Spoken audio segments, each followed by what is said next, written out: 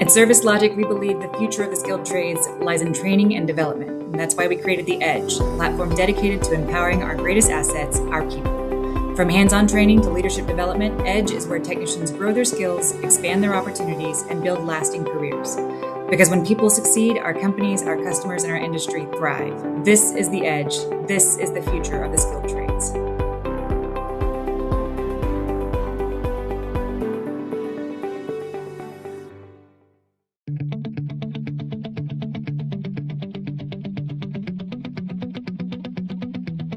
I chose iConnect training equipment because I already previously had some iConnect training equipment. I was very pleased with the equipment I had, the quality of it, and pre-designed labs that came with it. So when I expanded it more into the catalog, I decided I wanted to get this refrigeration trainer in my program to expand my program. My experience so far using the TU-155 has been a pretty good experience, especially my second year students, and the light bulb kind of syndrome goes off when you see that little flicker in their eye and oh, I got it. That's what us instructors, what we look for is the I got it moment. And this helps me to the I got it moment with my students, and that's what's my goal to achieve. We are Daikin, the #1 global indoor comfort provider. Our innovative home and building solutions are engineered with energy efficiency and sustainability at their core, ensuring improved indoor air quality for all. From heating and cooling to ventilation, air purification, refrigeration technologies, and connected devices, we are at the forefront of technology, addressing the pressing challenges of sustainability.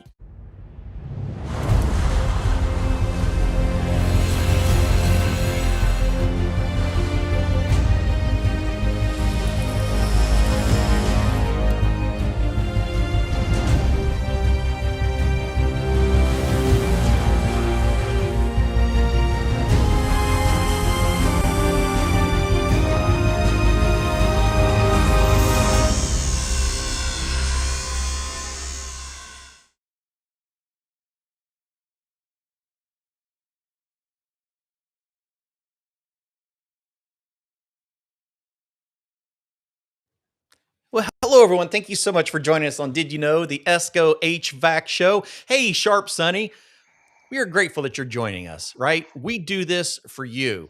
Todd Kler is joining us. Todd, what's going on, bro? Hey, how we doing? Join us from sunny California. How's the weather out there today, by the way? Almost 100 degrees today, 99. That's pretty crazy. It's like Yeah. 73, 72 or so here in the Midwest. So, Sharp Sonny, where are you joining us from, right? This is for you, right? We are blessed to be able to provide this show to give back to the industry.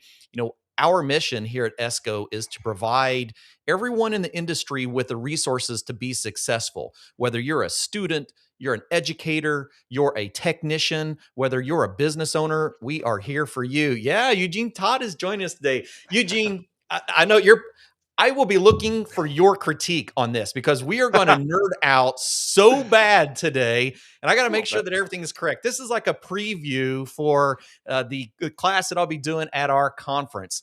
Milwaukee, fantastic. Hey, what's the weather like up there too, by the way? And I've not seen you on the show before. So if you've not been on the show before, Sharp Sonny, we always like to know where everyone's joining from. This is a community that is continuing to grow and develop. We always have people from all over the world.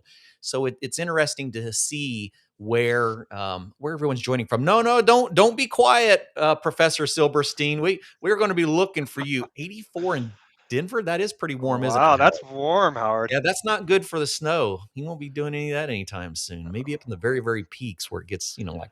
Yeah. All right. So those of you who may not know Todd's been on the show quite a bit in the past. It's been a little while. Kendrick, thanks for joining up in Chicago.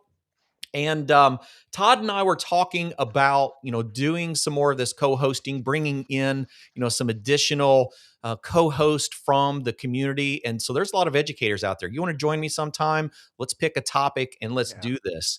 Todd is actually going to be here in a couple of weeks. The week after our conference, I'm going to be taking off for the week.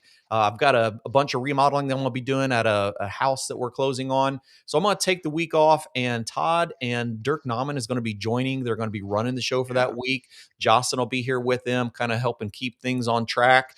And, what we do is we try to pick different topics, and Todd and I, we think a lot the like. Wouldn't you agree? You'll see. You'll see. Yeah. Sharp Sunny, that's awesome. Fantastic book. Depends on which one. He's only got, like a whole Yeah. shelf Which and one? slew of them out there. Actually, just updated. So at our conference, we're going to be releasing some new books. Be on the lookout for a new version of one from Professor Silberstein. Really Yeah. excited about that one. Okay. Are we ready? Yeah. Let's do it. Let's go nerd This is out. deep. This is okay. So for those of you who were, if any of you were at the class that I did last year at the National HVACR Education Conference, I went down a pretty steep rabbit hole learning about refrigerants and where they came from, how we get different molecules, right? Okay, so for this year, I wanted to go deeper and talk about like where do they actually come from? Like how do we create them? Now, we're going to go down so far. Yeah, we're going to start on the periodic table. We're going to talk about some naturals, which I'm really struggling to even call naturals now. And oh yeah, you're definitely going to need that thinking cap today because I've got some things that I'm going to be asking of you. It's probably going to take us all out of our comfort zone just a little bit. Scott, glad that you're joining us again. He's over in Ohio. Oh, Eugene, he's giving it away. Uh-oh. So He this did. is the 20th anniversary of the National HVACR Education Conference. And this is going to be the 20th year for Pressure Enthalpy Without Tears with a newly revised version covering a lot of our new refrigerant characteristics. Okay, are we ready?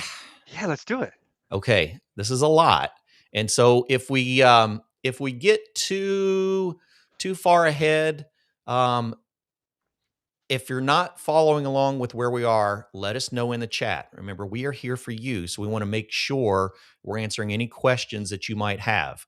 Now, this is it's a component, it's a piece of the class that I'll be doing this year at the conference. And we'll just show you. We'll show you where we're going with this. Clown around, and I was really disappointed that Clifton, you didn't show up in your clown. I know. I'm going to have to move a wardrobe over here into the studio, so I got everything we need. But don't worry, we got props. Like I said, Todd and I think so much alike. We started putting some of these presentations together. We were sharing some ideas, and right before the show, we were getting ready to do things, and Todd shows up with the props, and I'm like, all right, he's on it. A few. So the question is, like, where do refrigerants come from? Well, it really helps us understand that they are all engineered gases. And by the time we get to the end of this show, you're probably even going to question the word natural refrigerants. So be thinking about that as we're moving forward. All right. So Todd, you've got it in your background. I do. Besides, well, even CO2 really. Yeah. Almost every refrigerant that we know is constructed of components, all coming off from our periodic table. So at the core of all of our refrigerants, we have a carbon base, right, Todd? Yeah. I don't have a. Do I have another black one? Well, I know you got some others. Depending on what refrigerant we're going to build, we're going to surround that with additional refrigerants, additional components like hydrogen, chlorine, fluorine. And today we're even going to discuss. Here's some carbon. There we go. When we start introducing some oxygen into the mix. Yeah. And so we've done a few classes. If you look at the refrigerants across the bottom, those are different compositions of refrigerants. We've got blends, we've got olefins, which we're going to talk about today with some hydrocarbons and other variations. But it all comes down to understanding where they come from so that we understand how they function. And how are they're some made. refrigerant, And how they're made. Yeah, exactly. Because how they're made will help determine like how flammable they are, how toxic they are, what applications they work well in. Why is one inexpensive, one's very expensive? It could be different in different locations around the country and around the world. And it really is intriguing. And Lowell, you're exactly right. Our industry is progressing at lightning speed. And we are, all right, I'm going to get some slack for this statement, Todd. Yeah, maybe. A2L refrigerants are a transitional refrigerant. Oh, they're not here to stay. It's a bridge. It's a total bridge to what? Natural. Others. Yeah, What or we've been others. calling natural. So Lowell, what you're going to see is you're going to see changes in equipment. You're going to see changes in refrigerant. Pretty much everything that you're comfortable with right now will be gone in the next decade. And so we're going to be working with a lot of other refrigerants, but what are they, right? And why do they act the way they do? So at the foundation of many of the refrigerants that we currently work with, right? We start with a methane molecule. And there's others. We'll show you others, other variations. So when people say, well, how much propane is in this new refrigerant? Well, if you really want to go there, almost every one of our refrigerants started with some type of a hydrocarbon, but was chemically modified along the way. Howard, that's right. Everything's in transition. It's in constant evolution. ESCO is like the epitome of transition. They've been here to help educators in an industry move through so many different transitions. If it wasn't for the National HVACR Education Conference, I went there in 2019 for my first time. If it wasn't for that conference, I would have never went down the path that I have been on for these last 7 years because things were changing. My company sent me to that conference and I went, oh my gosh, this all makes sense now.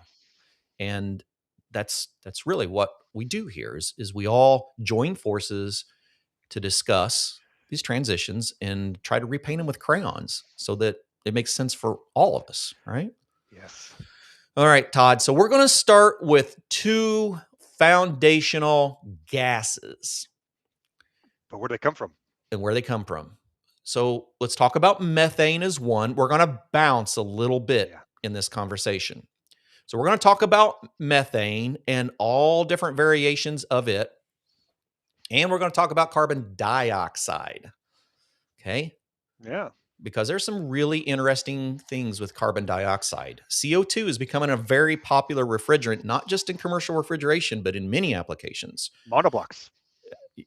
Well, have you seen the Sanco CO2 water heater? Yep. It's a CO2 residential air to water system, Yes, right? Residential. We're going to be seeing a lot of these products. So we just need to know, like, why are we using that? So we're going to talk about a couple different perspectives today. We're going to talk about methane and other hydrocarbon gases in their natural form, as well as their man-made synthetic form. Mm-hmm. And we're going to talk about CO2 in the same way. Sound interesting? Okay. Let's do it. All right. So, Todd, West Coast, California, you got ocean, right? The ocean produces some methane. Yes, it does. It's all so chemical processes. So the dairies. We're almost there. Yeah. So it's all about chemical reactions. It's all about using enzymes. It's all about breaking down chemicals to form other chemicals. Methane is one that comes from a natural chemical reaction. Oh, it is so deep. Very deep. It just, I can't hardly fathom how deep this is. Dad joke. Gosh. Where's my sound effects? I got to fire up my sound effects. Yeah, you do. All right. So one of our sources of a natural methane, not the only sources though, Todd. It's not. One that really intrigued me. And I've heard my teenage stepdaughters joke about this before, but they take it very serious. They take it very serious about the amount of methane that's being produced by our commercially developed food, right? Yes. Around the world. It actually is quite a bit. So if we think about cattle in particular, goats run through the same process.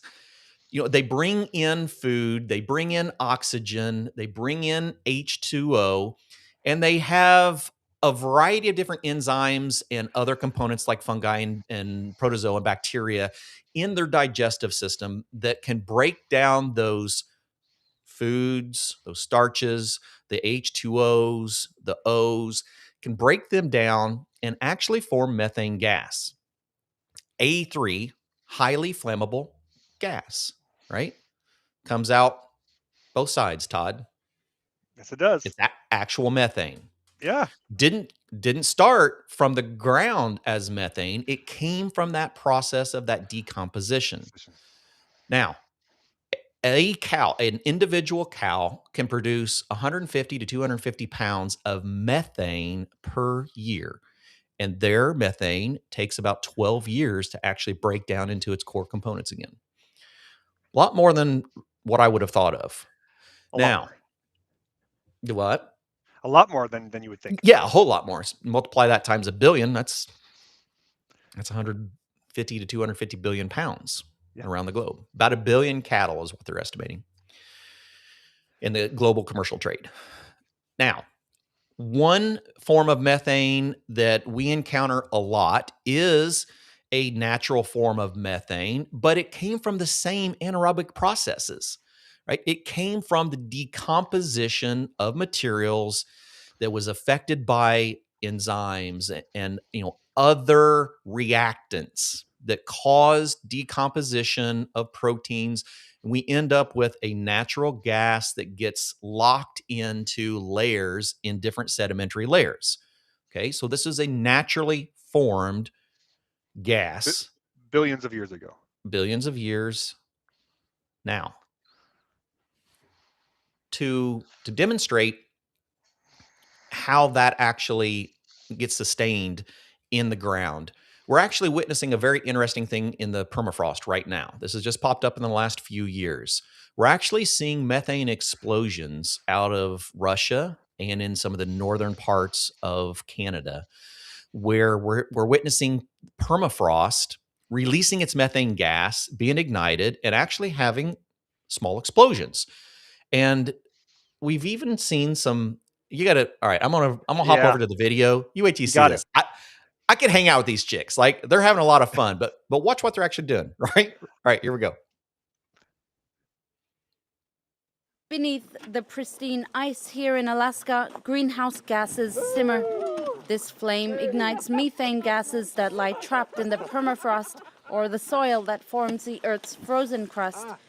Researchers say as permafrost is melting faster and faster, it's accelerating the release of greenhouse gases like methane and carbon dioxide.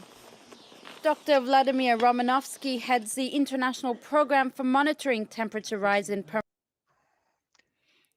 Well, it's interesting you pull that video, but I think when I see that Clifton, I think of a frat house and lighting methane on fire.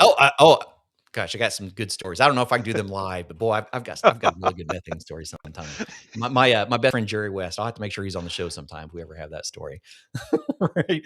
But we can use our imagination. Use your imaginations. All right. So natural methane, we're having releases of natural methane, but there's another process where we actually acquire methane.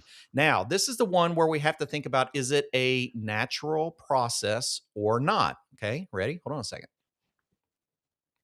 Crude oil is delivered to the refinery through various forms of transportation, such as pipelines, ships, trains, and even trucks, and is stored in large tanks at ambient temperatures, typically around 70 degrees Fahrenheit.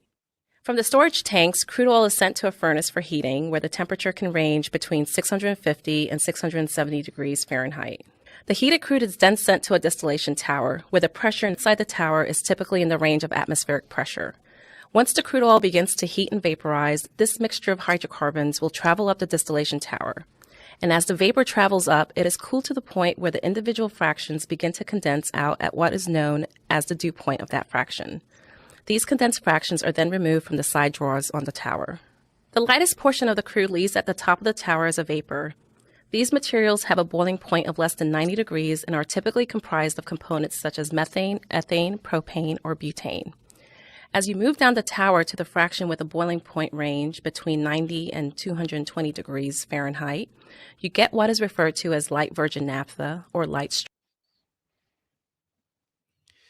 Okay, so when we start talking about the process of removing different types of gas out of crude oil, we're actually going to witness a variety of different gases that we utilize as refrigerants.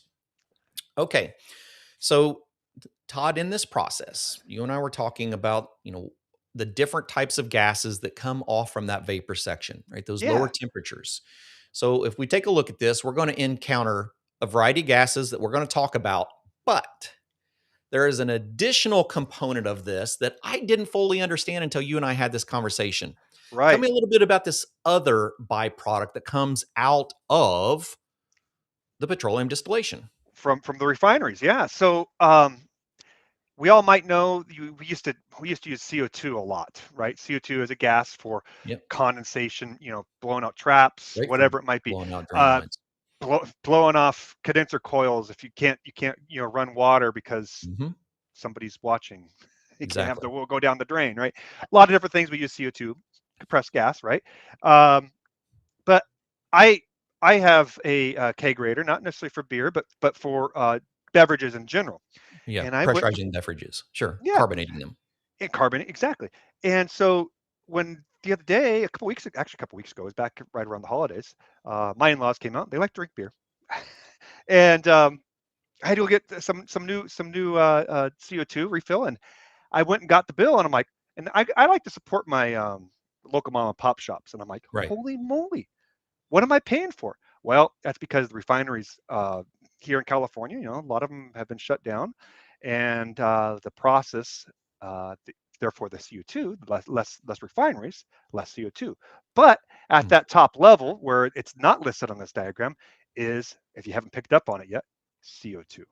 CO2 comes off as a byproduct gas Yeah. and off from the combustion process. I'll show you here in another minute Yes. of how our scrubbers are actually working. So if we take that furnace that was being used to heat up that crude oil, Which leads me right? to another thing, Clifton, Yeah, is this really truly as you mentioned, is that really truly a natural process? If we're exactly. man It making as makes fire, you rethink, right? We're taking a natural product, but we are intentionally separating it. And here in a minute, we're going to use heat and water and pressure to modify it, which to correct. me becomes a synthetic process. It's a Yes, it man-made is. process. Well, when we think about the scrubbing of that, when it says BF gas, that's the blast furnace that was Blast being furnace, yeah. used to heat that crude. What we're going to do in some of these processes, we're going to add a scrubber to the exhaust of that. And we're going to run it through absorbent traps. We're going to manage the pressure of that. And we are going to capture compressed CO2 off from that blast furnace.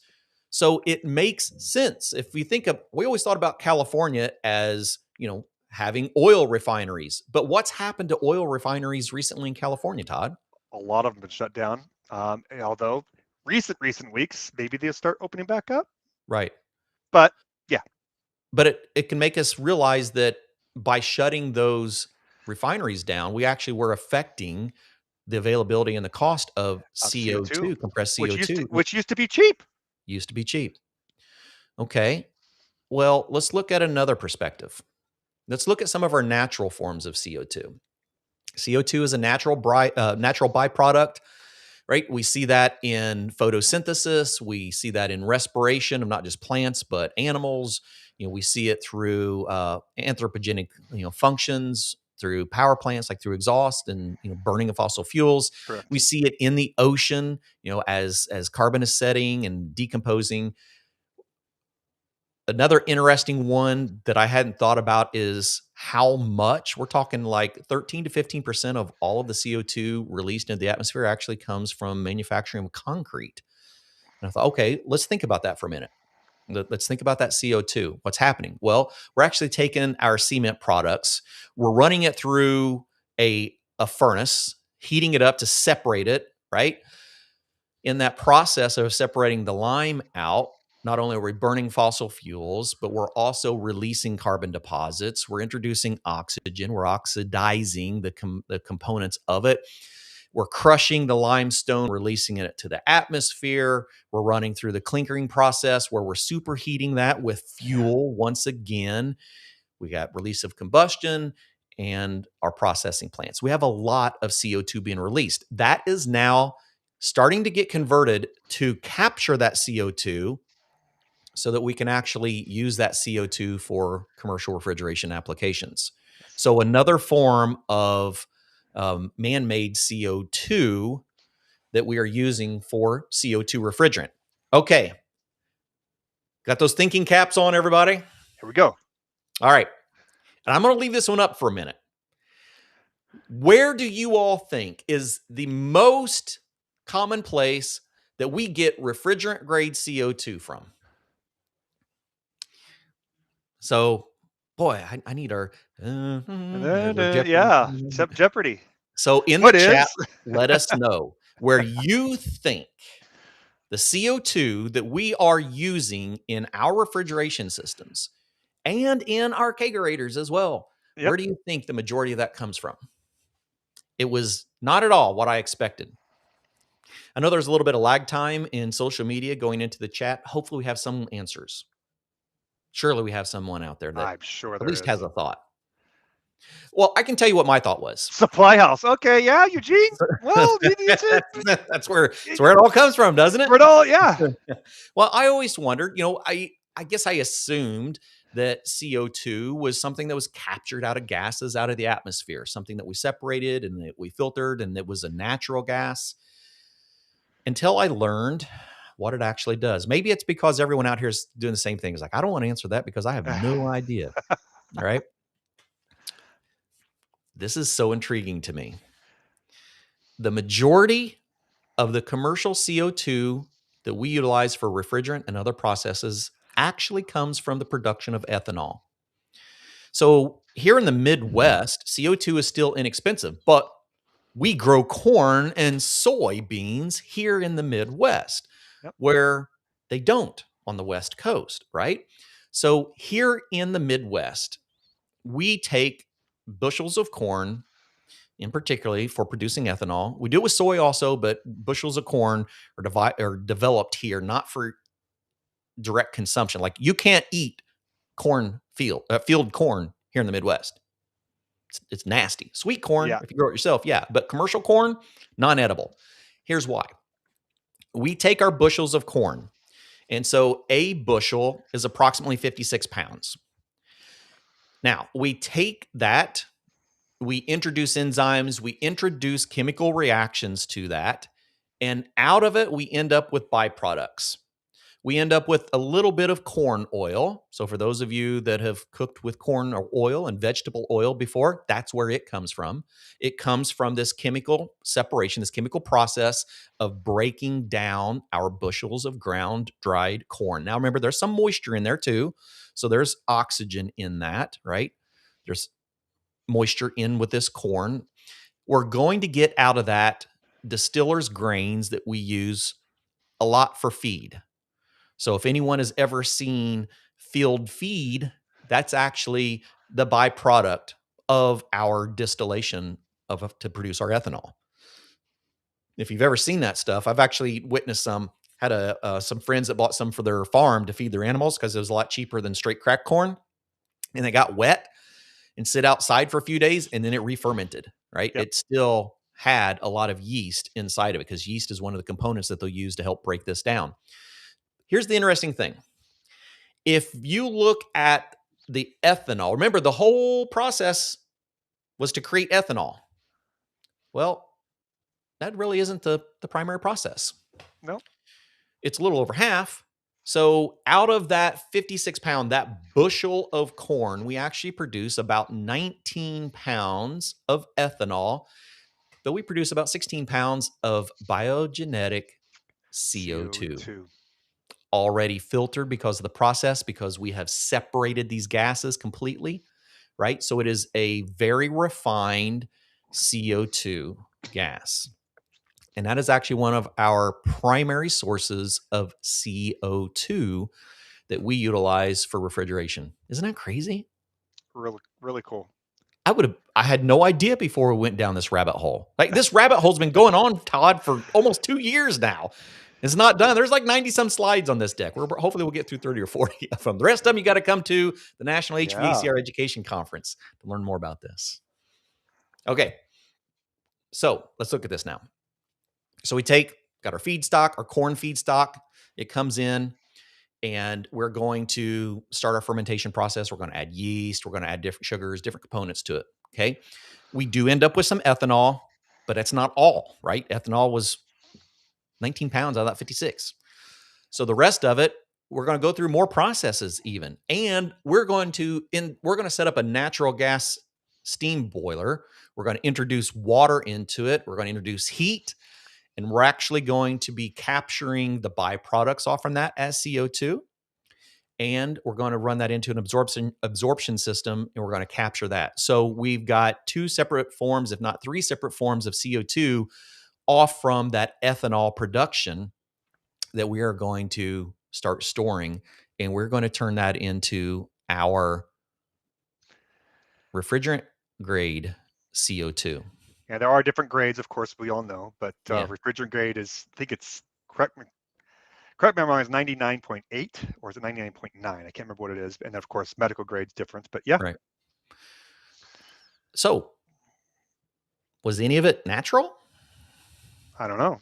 I think it seems like the only natural is what is coming out of respiration, what's coming out of the ocean, right? This is a human process to separate these. So let's step back now. And so we've looked at the natural, we've looked at the man-made versions of both methane as well as our CO2. And Dr. Silberstein, am I on the right rabbit hole here? Or am I getting out of sequence too much? It's kind of like it's almost like a hybrid. Oh, it's not really man-made, but it's not really, yeah. We'll talk about some synthetic ones here in a minute, which is really fun. Okay, so Todd, off from that crude oil still, we're not just going to get one gas, right? Nope. We're going to get quite a bit of methane because that is the simplest form, right? That is the simplest form of our hydrocarbon gas. But, okay. Whew. I feel better now. Yeah. It's Professor Silberstein approved, so yeah, we're doing okay. All right. So off from that distillation process of our crude, we're going to end up with a variety of different highly flammable gases, A3 highly flammable gases. We're going to end up with methane.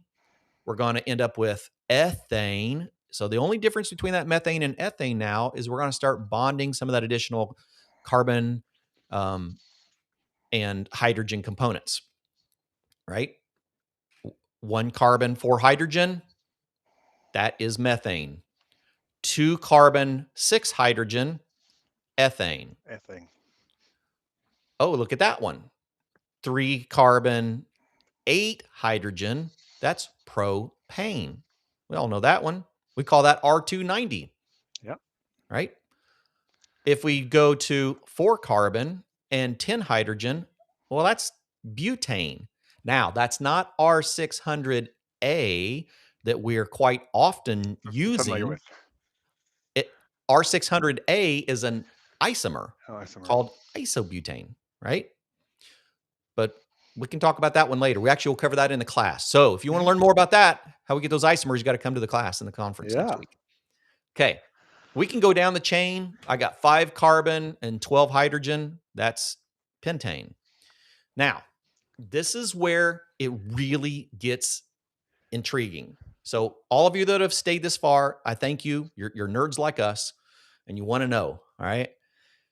Because I want to know, how do we get there? How do we make these different refrigerants? Okay. Well, there's a process. It's a reaction. And we're going to start with dehydrogenation because it is the most used. Okay. It's a reaction either by chemical or by pressure or by temperature where we can change the molecular structure of a chemical. In this case, of a hydrocarbon gas. Mm-hmm. And there are times where we can actually introduce other reactants that help expedite that, right? Things that will cause it to work faster. And then we can by controlling temperature and controlling pressure, we can actually manipulate how we put them back together. So this is where the interesting synthetic side comes into play. And this is why I personally, so I'm not speaking for ESCO, I'm not speaking for the industry, this is personally, I personally believe that our hydrocarbons that we are using as refrigerants are synthetic gases, just like all of our previous gases. Okay. And here's why. If we start with plain old methane, Todd. Yep. I got it right here. Right there. Whether that thing came from a cow's either end and was collected, or it came from the ground and was collected, or it came from the crude oil distillation and was collected, wherever it came from, if I take that methane and I heat it up and I get it pretty hot, I put it in a controlled chamber and I heat it up to between 1,500 and 2,200 degrees Fahrenheit. I'm not going to ignite it. I'm warming it up. I can manipulate this thing and I can cause it to start breaking up. I can get it to start releasing hydrogen gas. Controlled. Okay? And now I've got building blocks. I can even bring in additional reactants to be able to help expedite this process. Okay? Let's see if I can do it without making the balloon pop. So this particular scenario, I'm going to take methane. I'm going to introduce something like iron. There's aluminum oxide. There's a variety of different metals and some gases that I can introduce to that process that I can help it do it faster. Correct. So I can start drawing away some of these hydrogen components. And I can allow them to rebond with others to create new chemicals. Okay, so what we did there, we got down to the point, nope, you're good. Got down to the point where we had drawn away hydrogen gas. With iron. Bonded with one of our additional components, right? And we ended up with carbon and a couple hydrogens that naturally wants to rebond into the methane style molecule. But in this particular process, it ends up rebonding, but with another carbon, and there's not enough hydrogen components. So it ends up with a different type of bond. What is that? Olefin. Excuse me. That's our olefin bond. Okay, we've been talking about the olefin bond in things like R1234YF and 1233ZE, a variety of different refrigerants that use an olefin bond. And we didn't, at least I didn't, a lot of us didn't understand what that olefin bond is. That means our gas has been chemically separated and it's been brought back together. Yes. Okay. But this guess particular, what? But with an olefin, it's a strong bond, kind of. Kind of. It doesn't respond the same way a standard carbon bond does. In some cases, particularly if introduced to ultraviolet radiation, it can become a very weak bond. Okay. So it's a different type of chemical, but it is still this A3 highly flammable gas. Well, we actually know this one, but we may not know that we knew this one. Any thoughts? Okay. So this one is, when we do this, we form R1150. This is one of our cryogenic, like ultra low temp refrigerant gases.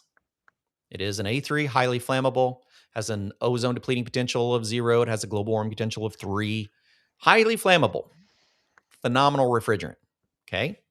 It's a hydrocarbon with an olefin bond. So pharmaceutical particular. Yep. Now, Todd, what would happen if we took that bond and we allowed for it to create long chains of that exact same formation? Maybe some water? A water bottle? Water bottle? Plastic? What about our polyethylenes? Why is plastic flammable? Space was a hydrocarbon. And if we were to add chlorine to that, we would get something like PVC. Exactly. So when we talk about how plastics came from oil, this is how, right? We're separating into the gases, and when we can form long enough chains, we can create structure out of those. And so polyethylene came from ethylene. It's just a longer strand of it. It's just that single carbon and 2 hydrogen with an olefin bond over and over and over and over and over. Now, let's go deeper with this, Todd. Okay, most of us have experienced MAP gas before. Yeah. What is it? Well, if I rebonded in that process and I had my carbon with 2 hydrogen, and I had an individual carbon that collected into that molecule and it had that olefin bond on each side, that becomes propadiene. I'm probably saying it wrong, but Something that we know as MAP gas. High school chemistry, that's about it. So a MAP gas is a blended gas that has methyl acetylene, propadiene, and propane. Okay. Now, if we got to the point where, Todd, we were down to a single carbon, we had used our modifiers to pull out our hydrogen gases that bonded with some of these other materials. We got down to a carbon and single hydrogen. Remember, we're doing all this with heat at this point, just heat. Well, when we rebonded, if we ended up with 2 of those, single carbon, single hydrogen, and they were attracted, we would actually get not an olefin, but a triple bond between those carbon atoms in the middle. I'm like, wow, that must be like really sophisticated. We must never see that. Well, that's acetylene. That's what I got right here. That's acetylene that we use in our oxygen acetylene torches. Yeah. It's a very volatile gas if introduced into the atmosphere, especially if the pressure changes quickly, which is why we have a desiccant inside of that acetylene bottle. That acetylene bottle, part of the reason it's so heavy is it's got a porous membrane through the entire canister. And another reason why we keep it at a lower pressure when we have it on our regulator. Exactly. So it's a very volatile gas in some scenarios, but that's all that it is. It's another A3 hydrocarbon that probably started with this exact same methane base, and then we just started manipulating it. And it keeps on going, okay? R170, this is ethane, okay? Not used very often, but it is a refrigerant. It's a highly flammable refrigerant. If we took ethane gas and we heat it up, it doesn't take as much with ethane to get it to separate. We can do this with 1300 to 1800 degrees Fahrenheit. And if we introduce water into the process, introducing hydrogen and oxygen in that entire process. So, right, steam. That's all we're doing. We're using high pressure steam. We can actually separate off those hydrogens and we can rebond back into ethylene. But when we created ethylene, Todd, we had some stragglers. Yes, we did. Okay. Remember, we used this high pressure steam. We separated the ethylene, but we had hydrogens and oxygens trying to find a home. They want to bond to something. Right. They want to bond. So in that same process, ethanol. We could end up with ethanol. Doesn't have the olefin bond. They were able to bond together. They wanted to be with each other. They did, and they formed an ethanol. And this is what's really cool. Anyone ever heard of ethanol before? Okay. Ethanol is the alcohol that humans are able to consume. Now, it has an ozone depleting potential of 0. It has a ASHRAE A3 highly flammable designation to it, right?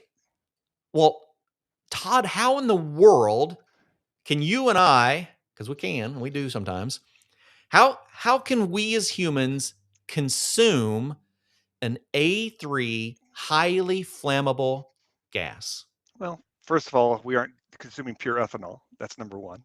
True. Number two is hopefully we have a good functioning liver. Okay. So, I'm telling you, Yeah. I'm glad you're enjoying this because this is how we feel, Aussie. I mean, this is so much fun learning about the world around us, right? Trying to keep it scientific, but scientific with crayons, the way I can understand it, because it's so intriguing to understand the world around us. Well, Todd, you mentioned that liver. Yeah. So let's just say we're going to put some ethanol, which could be a refrigerant, but we typically don't use ethanol as a refrigerant, but it could. Mm-hmm. We prefer to consume it. Yeah. So I'm going to throw this question out there. You alluded to it, but let's see if anyone in the chat can help us out. What does the liver do with a hydrocarbon to make it that we can consume the thing? Another Jeopardy ticker. Okay, so step back and think about it. Think about the natural processes that we used to break apart hydrocarbons, and then think about the man-made processes that we use to break down hydrocarbons. Along that way, we can introduce things like enzymes. Okay. Yeah. The human body is an interesting thing. Not all animals can do it. Humans have developed an enzyme called ADH, alcohol dehydrogenase. And I'm probably saying that wrong too, but I'm getting it close. So what does it do? It does the exact same process that we were talking about earlier. With We're doing it refineries. naturally. Yeah, with our refineries. It's a refinery, Todd. So you and I were talking about this is my bottle of Hennessy here, right? Yep. So here's a cool way to think about this. Whether it's something like Hennessy or Patron, your Patron bottle there, you're starting off with a mixture and using heat to separate out one of the specific molecules, that being a distillery in alcohol. Okay, so think if we all know distilleries, how it works. We're adding heat, based on how it boils. Well, we do that with the refineries too for crude oil. So refineries do this, do it very similar. Same thing. They take the crude oil or natural gas and separate into different pieces using the temperature, as you talked about, maybe even pressure. Or enzymes. Enzymes, yes. But here's where it really gets interesting, right? So instead of stopping there, we actually take those small molecules like methane, as you talked about, where we started off with. I don't have a methane molecule, it popped. And chemically rebuild them into entirely new ones. New stuff. Right? So like refrigerants, right? Designed to have the exact same pressure and temperatures that we need in our regular heating, air conditioning, refrigeration. Yeah. So in a way, it starts with like a distillery, right? Either we're distilling the crude oil to make methane, and methane then we take the methane product, we heat it up, we change it to what we need. But it's basically a chemistry lab. So back to your point. Is it synthetic or not? Right. I don't know. Makes you think about it. Charles, you're right. So what we end up doing in that enzymatic process inside of our liver, we take those sugars that were in that alcohol. We call it alcohol. It's a blended of alcohol. It's alcohol with other components like sugars, right? And it separates them, and then it dehydrogenates the hydrocarbons and converts them into other simple chemicals that we can actually use. And so when we talk about how it damages the liver, it actually turns it into to acids. Oh my gosh. Yes, Aussie. It cooks the liver. It does. That's exactly right. Especially that's why I said make sure you have a good functioning liver to consume the right, because we're just using those enzymes to break things. It breaks down all sorts of different chemicals, but alcohol, it works really hard. And when it can't break it completely, we absorb some of it into our bloodstream, and that's where some of the other side effects comes because our liver couldn't break it down fast enough. So, all to say that is one process. Well, we still got 10 minutes. We're ready to do another one? Yeah. Okay. I hope everyone's mind was blown. I hope everyone's going, really?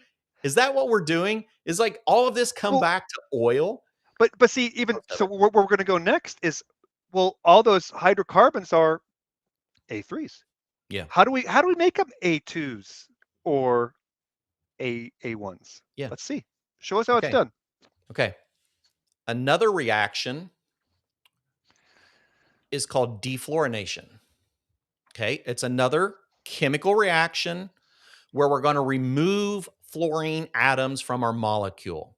We can use different inhibitors, we can use enzymes, we can use different processes, but we can take a chemical and we can change it. Remember, these are all manufactured gases. So what we do, so let's just say we're going to start with this fluorocarbon. And there's ways we can get from a hydrocarbon to the fluorocarbon. It's not a big deal. We'll be doing that in our class at the conference. So let's just say we got this fluorocarbon chemical. And I heat this sucker up. Around 1800 degrees, I can start separating fluorine off. And I can use like an accelerant like our iron. Or, one of these others, so that I can remove the fluorines. Now, what about chlorines? We talk about chlorines all the time. Same thing. We can separate the chlorines off from these molecules the exact same way. So chlorocarbon, right? Heat this sucker up. I can remove my chlorines and I can produce different gases. All of that to show that we really are manufacturing all of these gases. The word natural is only in reference to a chemical that is available in nature, but we're actually manufacturing most of the ones that we use. Maybe we should retitle as synthetically natural. Synthetically natural refrigerants. I think we should give it some consideration.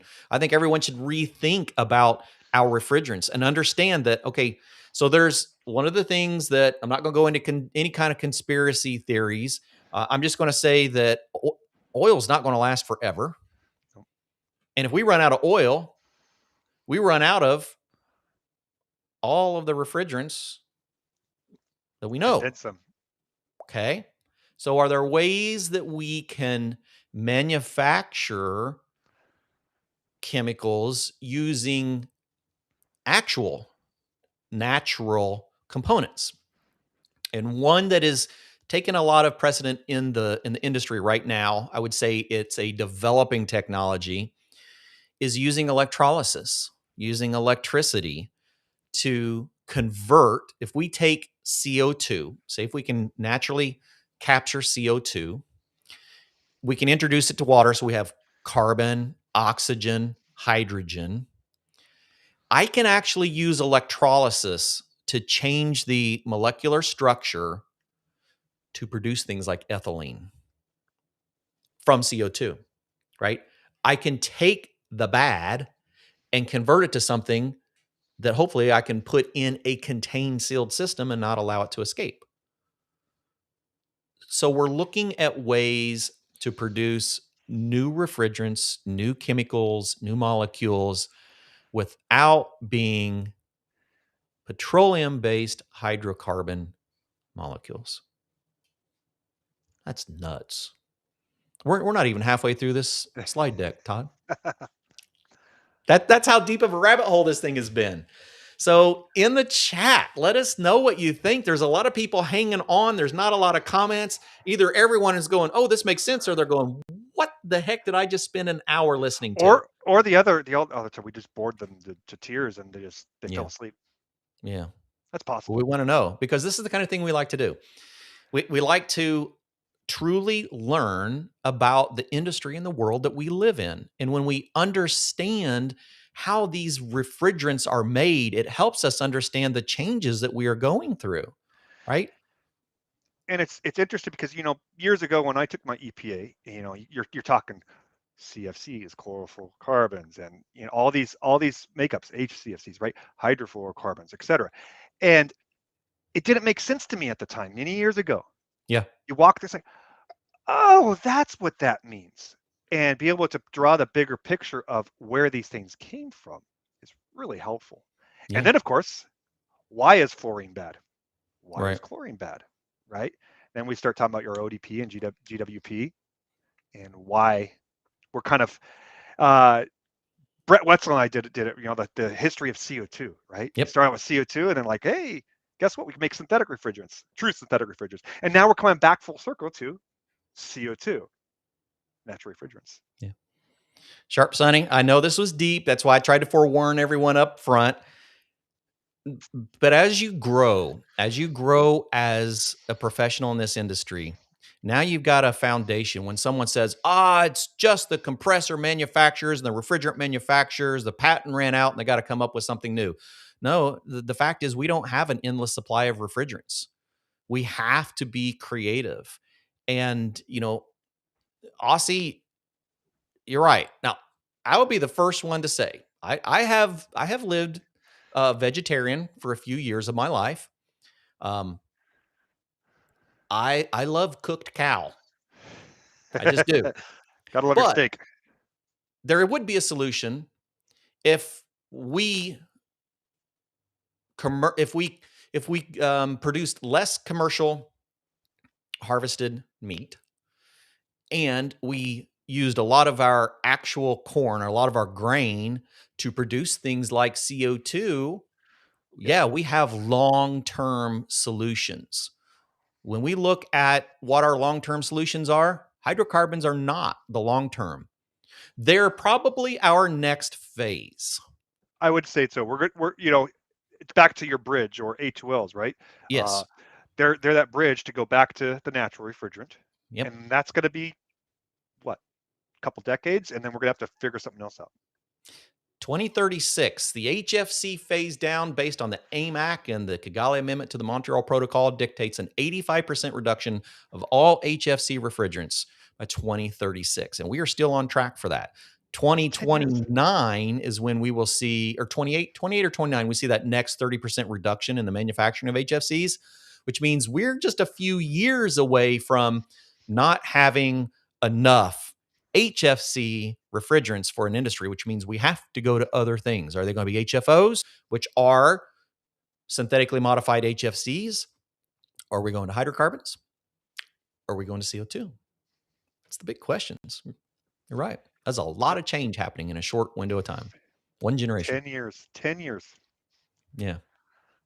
Wow. That's some good stuff, Todd. All right. We hope everyone is going to be joining us at the 2026 National HVACR Education Conference. We will be out there. I'm actually heading out tomorrow night, flying out. And also, everyone joining us, we are grateful. We have another sponsor of our mobile studio and the show, Tech Source Tools. I've got them in the back. We got a logo that'll be coming for them. They will be just helping schools have the right tools and the right solutions and the right sources.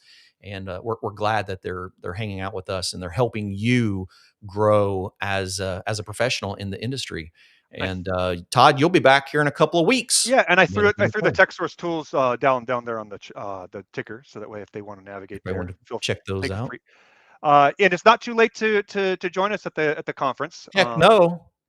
Lots of room now. The discounted rates on the hotel I know have been gone for a little while, but there's still opportunities. And the South Point's not an expensive not too bad hotel anyhow. So very good. Yeah, I can't wait to be there with everybody. Absolutely. Cool. Well, Todd, thank you, sir. And everyone come back in 2 weeks. Hang out with Todd and Dirk and Jocelyn and dive into, I'm not even telling. And I don't know about next week's show. I'll be coming back on Thursday. Hopefully we're going to be doing a recap. But we'll see how flights and all that goes. So should see a show next week. If not, I'll prepare something for us. And then I will see you all here in a couple of weeks. Cheers. See you later. Everybody have a good night.